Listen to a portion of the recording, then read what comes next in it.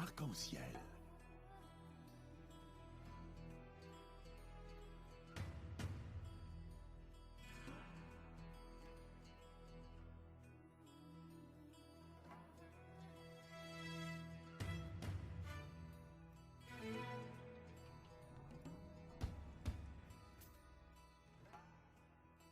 Arc-en-ciel, actualité, culture, économie, société et animation festive.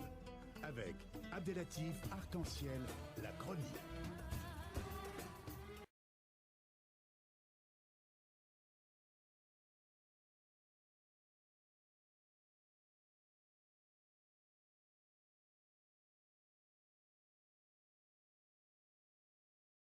Arc-en-ciel, actualité, culture, économie, société et animation festive.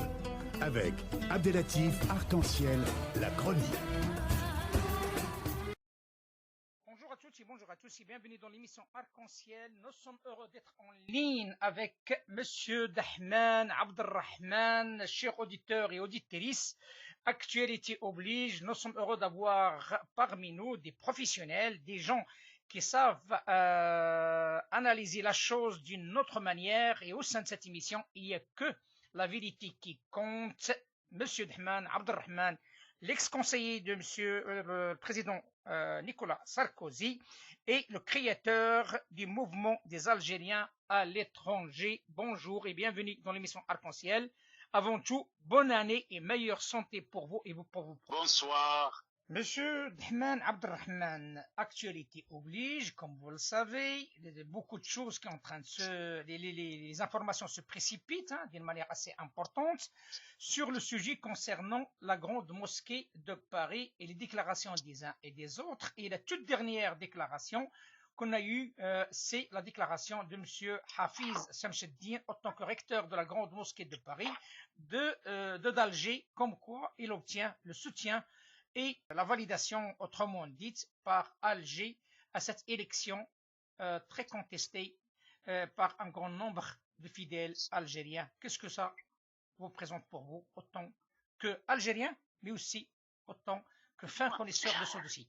Écoutez, tout le monde le sait, tous les Algériennes et Algériens de France, que nous nous sommes battus pour l'unité, que nous nous sommes battus pour la démocratie, la liberté, contre tous les individus qui ont essayé d'écraser les musulmans.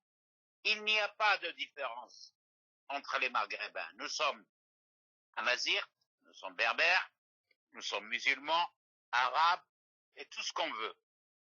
Mais nous sommes attachés à la démocratie et attachés à la liberté et à la justice. Cette mosquée, à l'origine, donc au début du siècle, dans les années 1924-26, un homme qui s'appelle Belrabrit, ce monsieur était né à Bel Abbas et il a servi le Maghreb, y compris le roi du Maroc.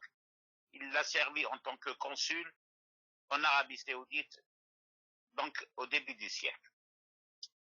Il n'y avait pas de différence entre musulmans. Et puis, petit à petit, d'autres recteurs, Cheikh Abbas, Haddam, que tout le monde connaissait, le professeur Haddam, et puis après est arrivé des tocards, des enfants de traîtres, comme celui qui a ruiné cette mosquée, et il l'a mis, un type qui n'avait aucune connaissance, ni de l'arabe, ni de l'islam, si ce n'était que le fils d'un prêtre, le fils de Guy Molly, et qui, pendant longtemps, a gouverné cette mosquée que nous avons combattue. Vient ce bonhomme, dernièrement, voyant sa situation désastreuse, a été remplacé par un autre tocard, un indicateur des services aussi bien français qu'algérien, qui s'appelle Shamsuddin Hafiz, avocat Yon. Il était avocat de l'ambassade d'Algérie. Il était avocat de certains consuls. Et il traitait les uns et les autres comme des petits.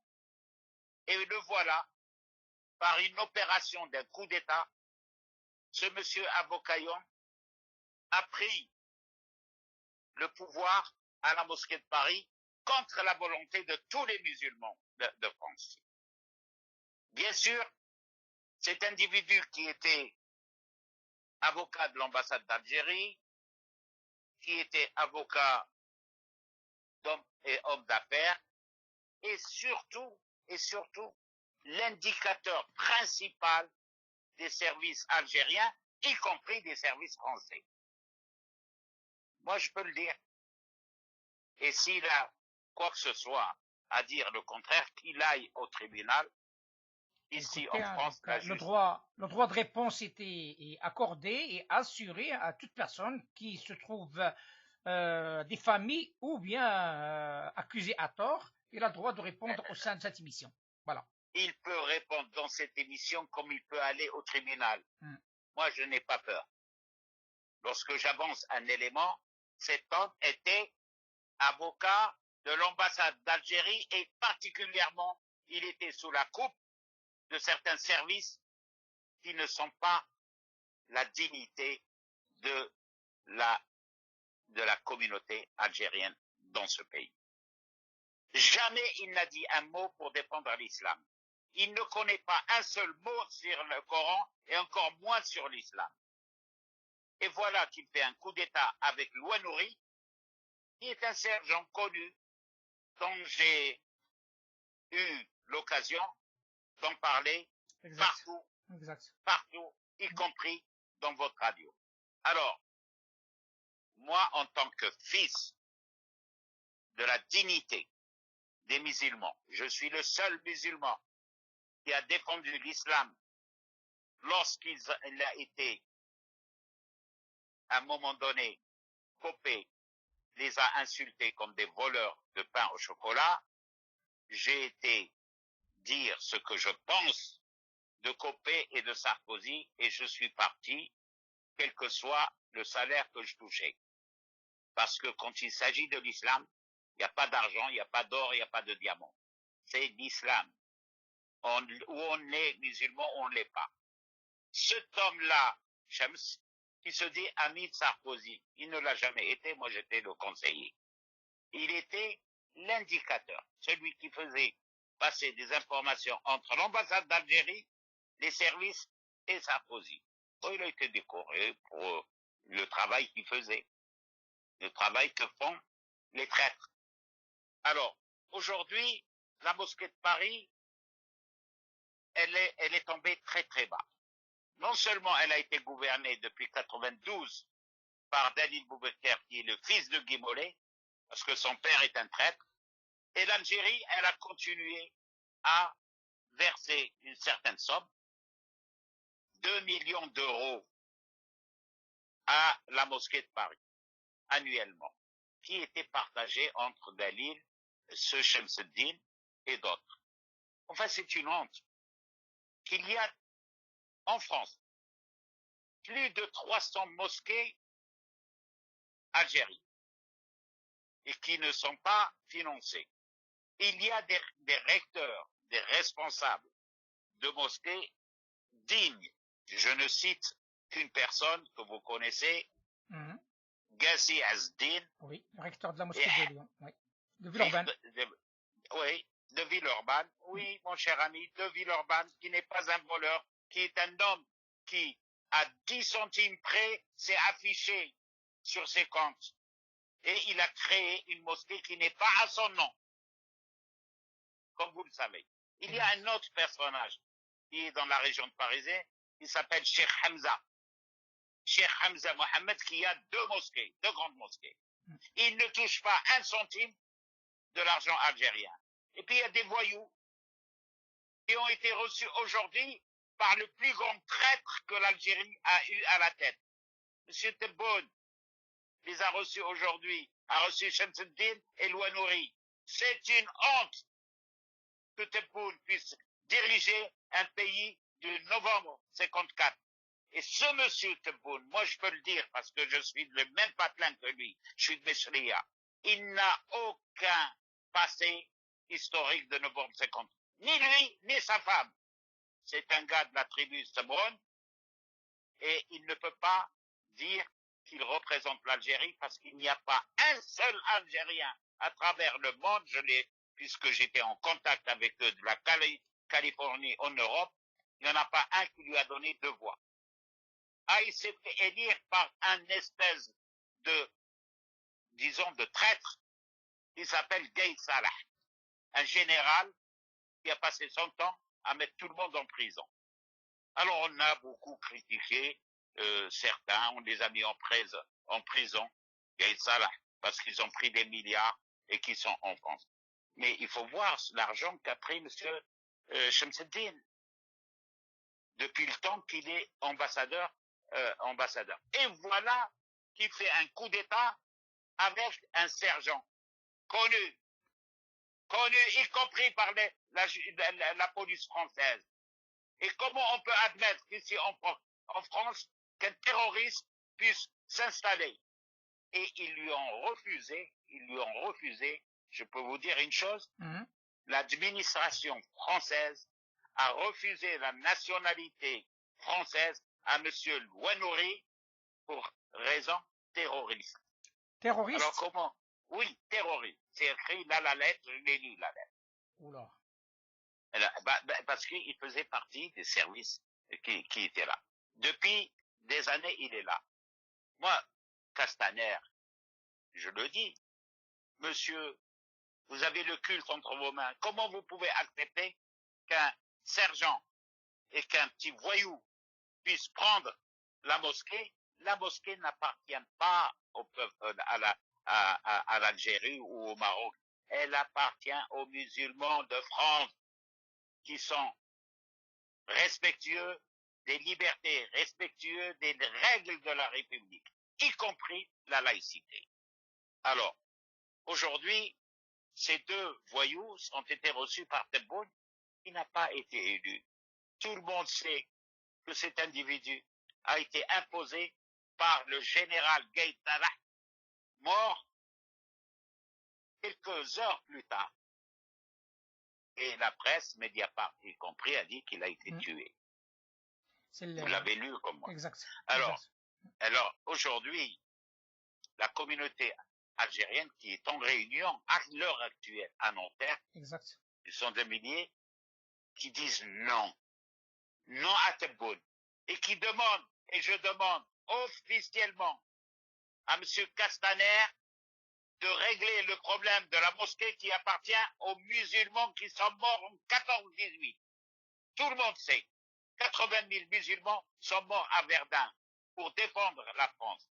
Et ces mêmes musulmans sont aujourd'hui menacés par des voyous envoyés d'Alger.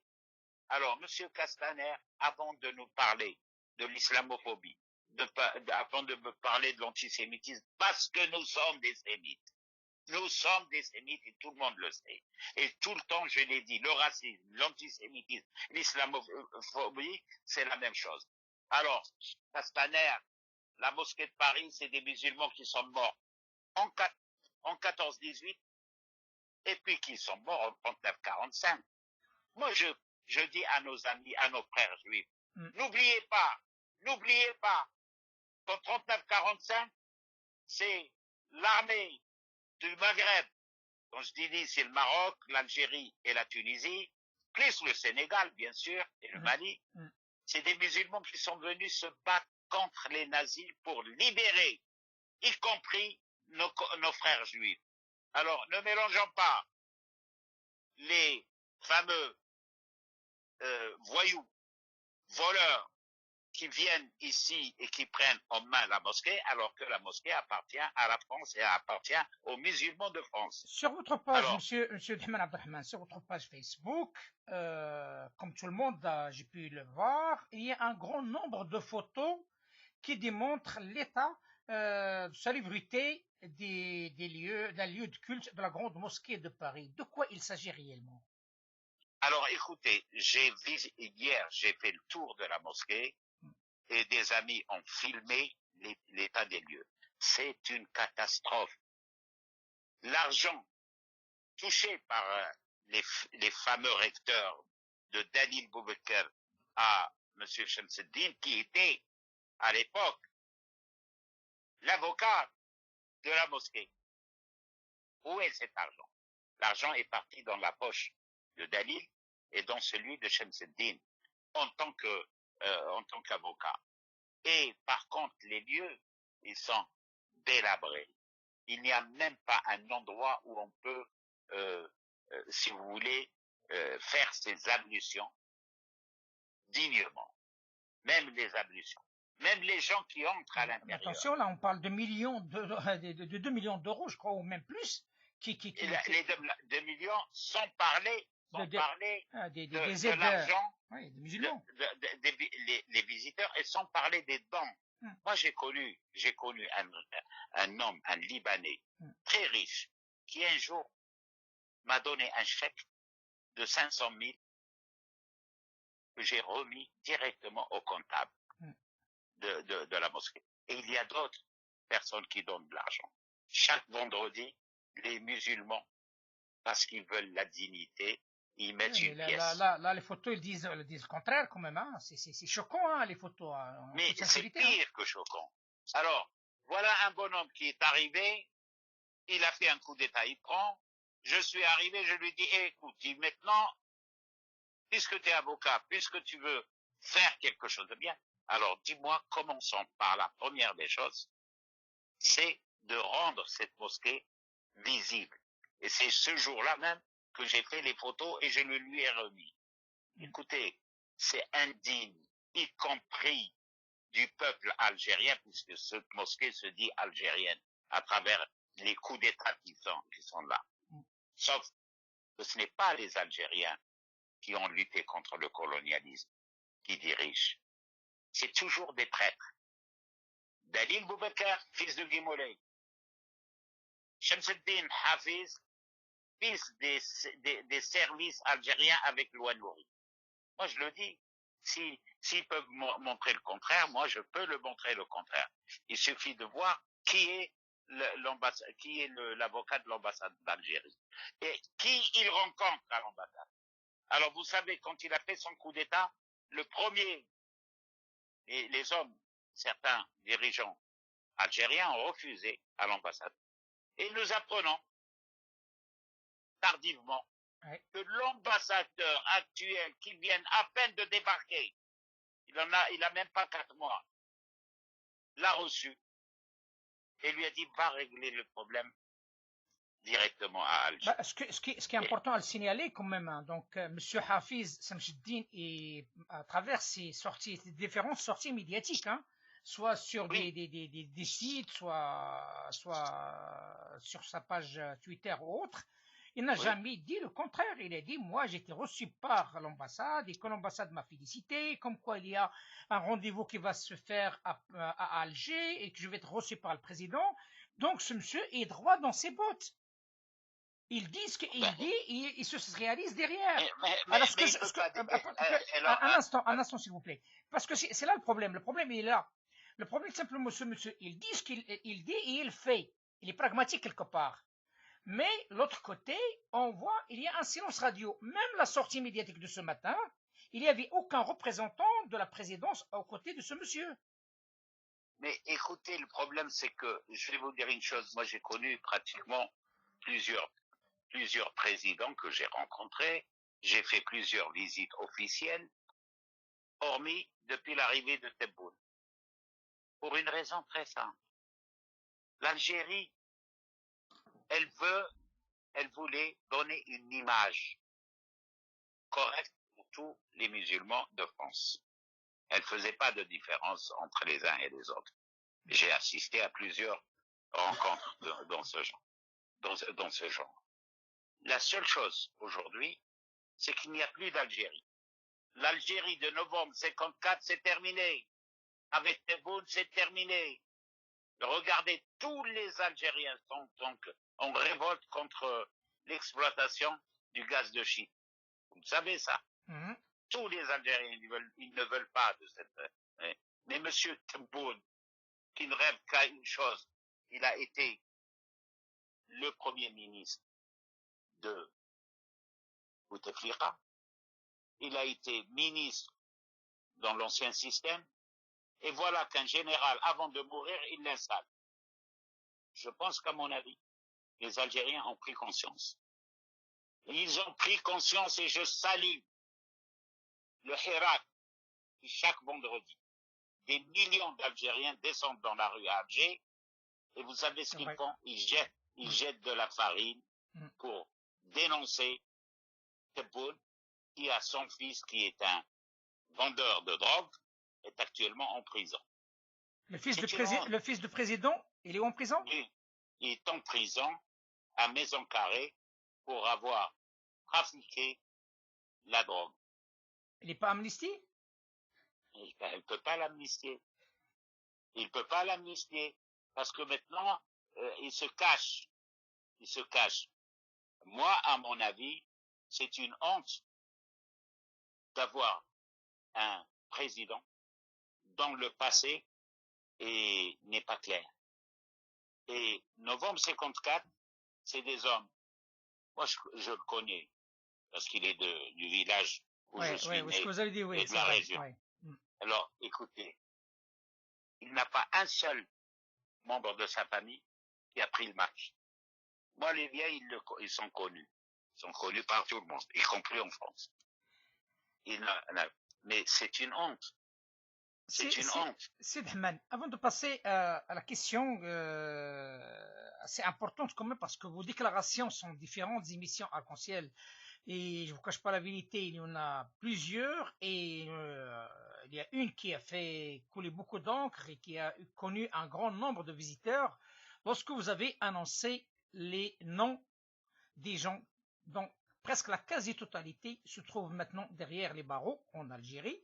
Et vous étiez le premier qui les a annoncés sur notre chaîne avec des noms spécifiques, hein, inclus Rabrab, inclus des Tardag et d'autres. Hein. Et comment vous sentez ce changement après cette avalanche comment dirais-je, de mettre ces gens là derrière la barreau, et en même temps derrière on a ce résultat que vous contestez actuellement, cette paix non installée en Algérie, et que le Hirak continue de cette manière. Est-ce que vous êtes déçu? Non. Est-ce que vous êtes trahi? Non, pas du tout. Parce que c'est l'évolution d'une révolution. D'accord. Il y a eu en 1954, et mes parents ont participé, et ma famille, à ce jour, il reste encore quelques-uns en vie. J'ai 5 membres de ma famille et de ma région, de ma famille, qui ont pris le maquis en 55. Et le dernier qui est mort, c'est le fils de mon grand-oncle. Le 19 mars 62, il a été tué par l'armée française. Je pense qu'à mon avis, ce qu'il faut voir actuellement, c'est qu'il y a des incompétents, des gens qui ont trahi, et en novembre 54 qui ont pris le pouvoir. Mais ça ne va pas durer, parce que ce qui me rend fier, c'est ce Hirak des millions d'Algériens qui sont tous les vendredis, ils saluent le changement. Ils ont réussi. Ils ont fait virer Bouteflika. Pour quelle raison? Parce que M. Bouteflika avait amnistié les terroristes. Vous savez, lorsque moi je faisais, et rappelle-toi, je faisais la manifestation entre Bastille et République contre le GIA. Rappelez-vous, c'est des milliers. Vous avez vu les photos. Bien sûr. On s'est battu pour la démocratie, on ne s'est pas démonté, on ne s'est pas battu pour mettre un Tebboune ou un Chemseddin à la mosquée de Paris. Eh bien, qu'ils viennent. Ce que je dis là est enregistré, nous allons le faire passer, j'espère, très vite par une vidéo. Eh bien, qu'ils aillent au tribunal. Qu'ils aillent au tribunal et dire, ce monsieur nous a diffamés. Je ne diffame pas. Je vois une réalité. Un homme qui a été au service de l'ASM, comme M. Hafiz Chemseddin, à Vocaillon, et que M. Louanouri l'accompagne, qui est un terroriste, un sergent de l'ASM, qui est venu ici en France et qui était à l'origine de plusieurs attentats ici en France, il n'est toujours pas arrêté. Il n'est toujours pas arrêté et j'ai déposé plainte contre lui au tribunal pour menace de mort. Alors, c'était quoi la suite de cette plainte? Eh bien, écoutez, étant donné qu'il travaillait aussi avec les services français, eh bien, ils ont laissé ça. Et jusqu'à présent, la plainte est déposée au tribunal. Eh bien, moi, je dis à Castaner, monsieur, vous vous battez contre les salafistes, vous vous battez contre les terroristes. Eh bien, ils sont à la mosquée de Paris, les salafistes.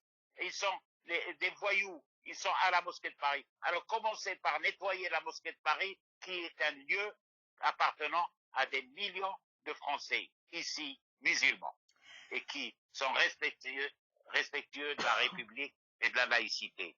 Eh bien, monsieur Castaner, monsieur Macron qui nous a promis, il y a exactement 2 ans, qu'il allait mettre en place une nouvelle structure, parce que la structure qui existe, le fameux CFCM, que dirigeait monsieur Shamseddin, j'y étais contre et je l'ai dit directement en présence de 7 témoins et en présence d'un imam, un jeune imam, Mamoun Abdelali. Mamoun Abdelali, en présence de lui, j'ai dit non à Sarkozy. Non, nous ne voulons pas d'un CFCM qui est dirigé par des voyous. Monsieur Abdelrahman Abdelrahman, vous êtes le créateur d'un mouvement qui s'appelle le mouvement des Algériens à l'étranger. De quoi il s'agit? Oui. Alors, ce mouvement est demandé par plusieurs, aussi bien aux États-Unis, au Canada et en Europe. Ce mouvement, il a pour objectif de défendre la dignité de tous les musulmans. Il est mouvement algérien parce que c'est les Algériens qui ont voulu le mettre en place. Pourquoi? Parce que le coup d'État fait à la mosquée de Paris, ils ne sont pas d'accord. Parce que nous voulons garder cette mosquée digne, garder cette mosquée en dehors des services algériens. Les services algériens, il y a des gens parmi eux qui sont dignes et qui ont dit non au coup d'État de Shamseddin. Eh bien, il est parti à Alger. Soi-disant, il a été reçu par Tebboune. On l'a vu sortir de Mouradia. Et nous n'avons pas vu du tout les journalistes. On a vu 2 individus, 2 voyous, parler à la sortie de Mouradia. Paraît-il, ils ont été reçus par Tebboune. Mais ici, en France, aucun Algérien n'a voté pour Tebboune. Aucun. Et tu le sais, puisqu'il y a eu plusieurs interventions d'Algériens de la Californie jusqu'à... On dit non, nous ne voulons pas de Tebboune. Pourquoi? Parce qu'il a été l'homme d'un général qui a été liquidé à 3 heures du matin, quelques jours après l'élection de M. Tebboune. Vous êtes quelqu'un, M. Abdelrahman, qui a dit beaucoup de choses depuis un certain temps. Il y a beaucoup de choses qui ont été réalisées, il faut dire les choses telles qu'elles sont. Mais bien sûr. Voilà, donc c'est parce que votre expérience le dit, parce que vous avez connu les rouages du pouvoir, hein, ici en France comme aussi en Algérie, vous avez fréquenté beaucoup de monde, vous connaissez un petit peu le comportement et aussi la psychologie de ces hommes politiques et de ces hommes de pouvoir aussi, soit sécuritaires, soit politiques. Comment vous voyez l'avenir de l'Algérie? L'avenir d'Algérie, actuellement, il est en train de se construire régulièrement dans toutes les villes par le Hirak. Hirak a réussi à mettre dehors tous les corrompus, quels que soient les individus que j'ai connus, que j'ai vus, et malheureusement, moi, je leur ai dit arrêtez.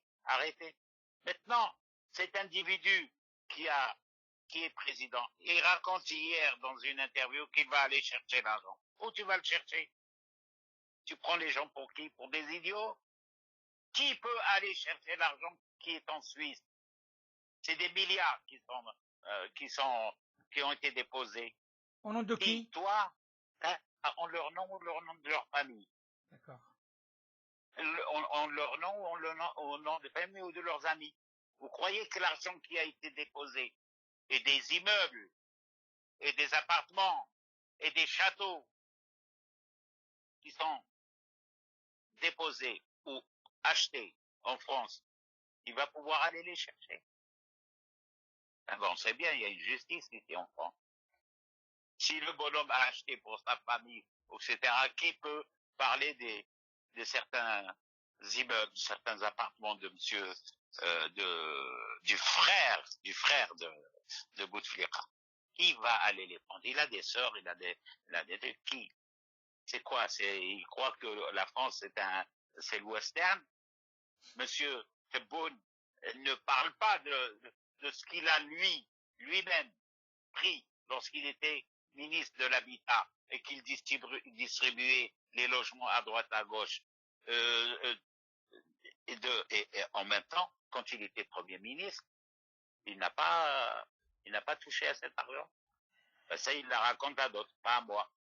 Moi, je le connais. Il y a des bruits qui courent, hein. J'aimerais bien avoir votre avis. Il y a des bruits qui courent, comme quoi, tout simplement, à terme, tous ces prisonniers qui se trouvent en Algérie, mis en prison par le Qaïd Salah, que Dieu son âme, hein, quoi qu'il arrive, il est mort, Allah yarhamou, seront amnistiés un jour. Est-ce que ce bruit est fondé au juste des dires?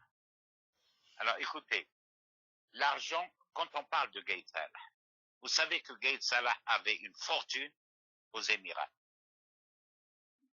Il allait régulièrement aux Émirats et les Émirats lui donnaient de l'argent et il avait un financement, parce que on va pas croire que monsieur Gaïd Salah allait aux Émirats pour envoyer ses adjoints comme ça. Non. C'est parce qu'il était payé. Les Émirats mettaient de l'argent et lui donnaient de l'argent. Contre quoi? C'est normal. Contre quoi? Pour rester au pouvoir, et vous ne savez pas ce que les Émirats ont en Algérie comme fortune. Vous ne savez pas l'usine Mercedes? D'accord. Là, je ne savais pas. Et d'autres. Mais si, il y a des usines que les Émirats dirigent, ont mis en place, et c'est monsieur Gaïd Salah qui avait tout en sa main. Son fils qui se trimballe en Mercedes à Paris. Vous l'avez vu, les photos où il se... Oui, j'ai vu les photos, oui, effectivement. Et vous croyez que ce bonhomme-là n'a rien pris? Et vous pensez que monsieur Tebboune pourra changer quoi que ce soit? Moi, je dis non, il ne pourra rien, parce que lui-même, il a pris. Lui-même, il était Premier ministre, il s'est fait même claquer par Ali Haddad dans un cimetière en présence de Saïd Bouteflika. Il l'a mis dehors. Non, mais oui, c'était au cimetière au moment où ils étaient en train d'enterrer un grand dirigeant algérien. Oui. Eh bien, Ali Haddad lui a dit, hop, toi tu te tais, tu n'as rien à voir. 2 jours plus tard, il a été licencié par Saïd Bouteflika. Tout le monde le sait, c'est une photo, c'est passé en direct dans toutes les télévisions. Alors, il nous apprend rien, On sait tout, on est au courant, les Algériens ne sont pas dupes. On ne peut pas tromper un peuple, même si les télévisions, les radios là-bas ne disent rien, il y a des télévisions à l'extérieur qui racontent tout ce qui se passe en Algérie. Donc la présence émirati, il est toujours d'actualité en Algérie. Mais les Émiratis, mon cher ami, ils ont la main dans tous les pays parce que ils ont des réseaux très importants, ils ont des usines, et ils mettent une fortune. Alors quand quelqu'un leur déplaît, ils mettent le paquet. Ils ont eu les frères musulmans, ils ont eu pas mal de gens, y compris en France. La construction des mosquées, la construction de pas mal d'affaires. L'Arabie Saoudite, idem. Je connais ces gens-là, je connais les Émirats, je connais l'Arabie Saoudite, j'ai été invité, y compris par le roi, mais je n'ai jamais mais j'ai toujours gardé le même discours. On m'invite, d'accord, mais de là à vouloir m'utiliser pour telle ou telle chose, ça non, ça non. Donc, si j'ai bien Ça ne compris, marche pas. si j'ai bien compris, M. Dahman Abdelrahman, donc, mis à part les Marocains et les Algériens qui ont cette étiquette sur le dos, et les Turcs, hein, qui ont cette étiquette Ouais. sur l'islam consulaire, donc l'islam consulaire d'une manière non, sans peuple, sans démographie, je parle émirati et saoudien, est de plus en plus présent ici en France.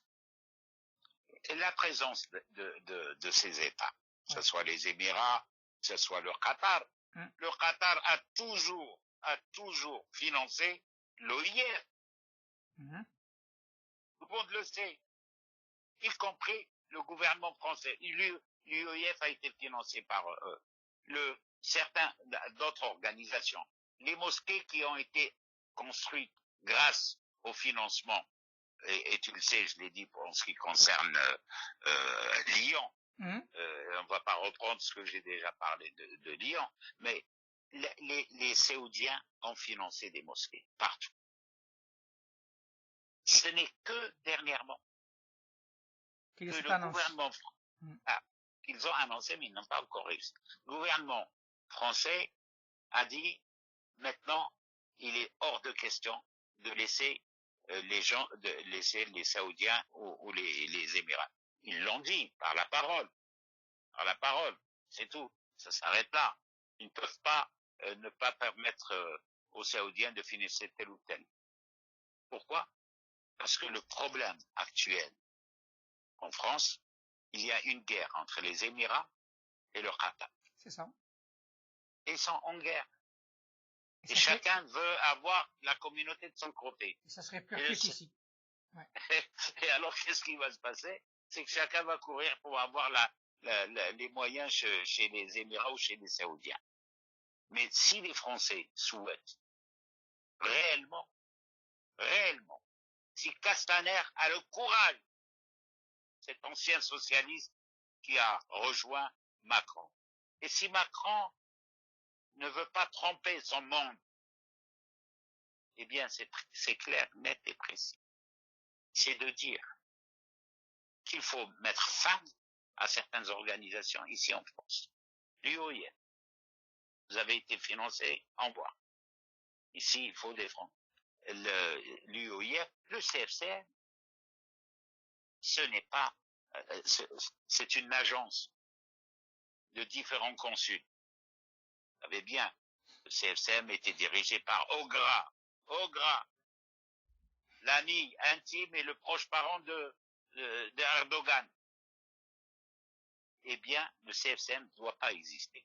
Et si on veut réellement créer un espace musulman respectueux de la laïcité, des règles et des valeurs, eh bien, il faut créer une autre structure représentée par des Algériens, par des Algériennes de France, connus. Et il y en a. J'ai parlé tout à l'heure de Gassi, je parlais de Hamza. Le modèle lyonnais, il paraît comme quoi il est bien apprécié au ministère du culte. Hein? Non, le modèle de Gassi est un modèle honnête. Départemental. Il y a aussi un modèle aussi à Strasbourg, aussi, d'après mes renseignements. À Strasbourg aussi. C'est des gens qui ont dit, nous voulons un islam respectueux des valeurs de la République. Oui. C'est pas un islam. Ce n'est pas les musulmans qui vont aller d'abord, je sais pas, ils allaient insulter des juifs ou insulter des chrétiens, etc. Ils ont fait un travail extraordinaire. Certaines mosquées, ici en France, je salue leur recteur, je salue leur décision. La décision qui a été prise par Gassi, doit être un exemple pour les autres. Et je sais qu'à Marseille, ils veulent faire la même chose. Et je pense qu'à mon avis, que M. Castaner, qui se dit aussi le patron des cultes, de tout, eh bien, il faut recevoir ça au lieu de recevoir le CFCN. Et au lieu de recevoir ouais, je crains, y compris s'il reçoit Shamsuddin, ce tocard, je le dis, Jusqu'à maintenant, jusqu'à maintenant, ce n'est pas le cas. Mais par contre, oui, il s'est mais déplacé, il faut le dire, il vaut mieux qu'on le dise à l'avance. voilà, monsieur le ministre Castaner, comme vous dites, le ministre des cultes, s'est déplacé Oui, aussi à Lyon, et s'est déplacé surtout à Strasbourg, hein, donc il a assisté. oui, mais c'est Voilà, une bonne chose. C'est une bonne chose. ça montre beaucoup de Mais, choses quand même, comme ouverture. oui, mais surtout, il faut pas qu'il ouvre la porte à un avocat connu par les services français, puisqu'il était avocat de l'ambassade d'Algérie, mais c'est pas de l'ambassade dans sa totalité. Il était avocat d'un certain nombre d'hommes qui faisaient partie du DRS des services algériens. Ça, il le sait, lui. Bon. Bah, écoutez, à suivre, hein, monsieur Dahman Abdelrahman. Je serais heureux de vous recevoir encore une fois si les choses avancent sur ce dossier, mais en même temps d'accompagner un petit peu ce Hira qui n'a pas cessé de prendre de l'ampleur, mais surtout apprécié par le monde entier de sa citoyenneté, de sa civilité. C'est vrai, il faut dire les choses telles qu'elles sont. Abdellatif, ces millions d'Algériens qui sont dans la rue tous les vendredis, ils ont surpris le monde entier. Exact. Le monde entier les regarde tous les vendredis comme moi. Oui. Et je les vois à la fin, ils disent paix, islamia, mais vous partez tous. Vous quittez tous. Et ce qui est beau dans ce pays, c'est qu'après, à la fin de la réunion, ils lavent le parterre. Exactement. Ils ramassent le truc. Exactement. Et ils font l'admiration du monde entier. Et ce n'est pas Tebboune qui fait l'admiration, et encore moins Hafiz Shamsuddin et son voyou de Loinori.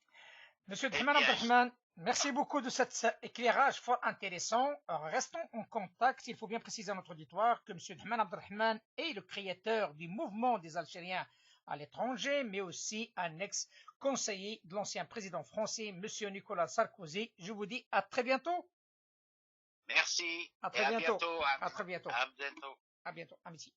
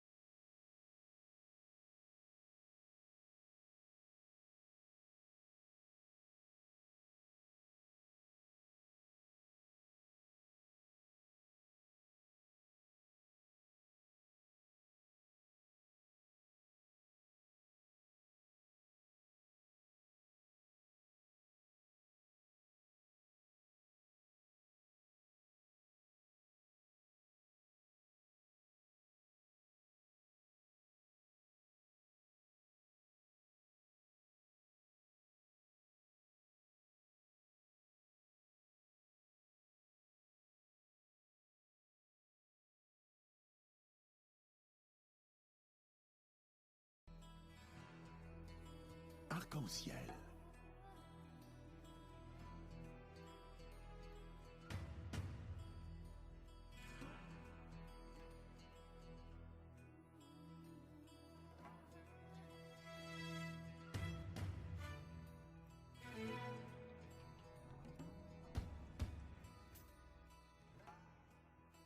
Arc-en-ciel, actualité, culture, économie, société et animation festive. Avec Abdelatif Arc-en-ciel, la chronique.